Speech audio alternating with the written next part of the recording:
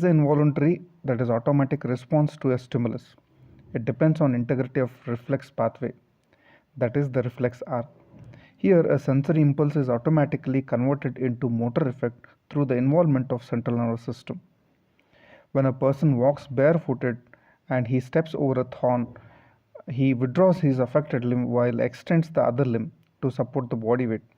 The whole action is reflex and does not require presence of will.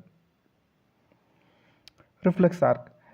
It is consist of receptor, an afferent neuron, and effector organ. The number of synapses, that is the connection between afferent and efferent neurons, vary from 1 to many hundred. These synapses are located in the brain or spinal cord. The activity in the reflex arc starts in the sensory receptor with receptor potential, which is non-propagated graded response whose magnitude is proportional to the strength of stimulus. This generates all or none action potentials in the neurons.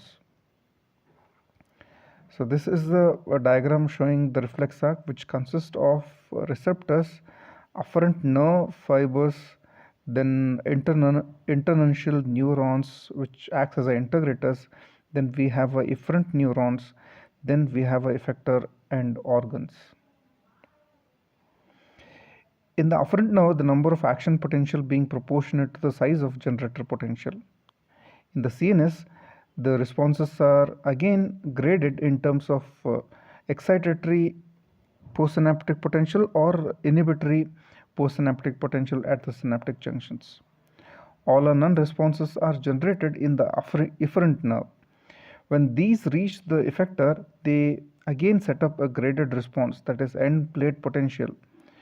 When the effector is smooth muscle, response summate to produce action potential in the smooth muscle, but when the effector is skeletal, the graded response is always adequate to produce action potential that bring about muscle contraction. So this is showing a reflex arc. Again, the sense organ where they are going to produce action potential. In the afferent neuron, they produce action potential, and again in the synapse they produce EPSP or IPSPs. Again in the efferent neuron there will be generation of the action potential, and at the effector end where there is a neuromuscular junction, they produces end plate potential. Again in the muscle they produce action potential.